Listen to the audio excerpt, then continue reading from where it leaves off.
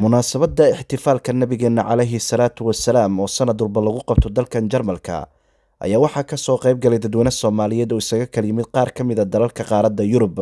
Munaasabadan oo ay soo agaasimeen jamaacada Ahlus Sunna wal Jamaaca ee dalkan Jarmalka ayaa waxaa khudbado ku saabsan siirada nabigeena calayhi salaatu wasalaam iyo xadiista laga wariyaba ka soo jeediyey culimadiin uu ka mid yahay Sheekh Maxamuud Guruceel iyo Sheekh Axmed Sheekh.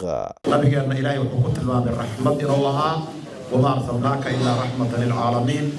ilaahay wuxuu nagu amray in aan raxmadaas iyo khayrkaas ku faraxno weliba. ilaahay wuxuu leeyahay qul bifadlillaahi wa biraxmatihi fabidaalika falyafraxuu huwa khayrun mimaa yajmacuun. marka waxaan idin leeyahay hanii'an lakum wa marxaban bikum bishahri rabiici alawal بشهر ولادة سيدنا وحبيبنا ونبينا محمد عليه الصلاة والسلام.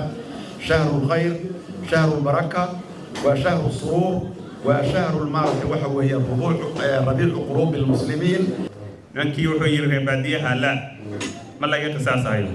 نبي قوا ويديو وحير لما مركز بوحير لأنك لا تكافئ بالسيئة السيئة. محايا لهذه الحمال لغو سمعيو، هذه جو لغو سمعيو. haddii lagu waxad gudbo adugu xumaantaas amal marinadka ugu dhigtid lamida. فصيرة النبي صلى الله عليه وآله وسلم إحياء بأباهنته أيها الأخوة الكرام.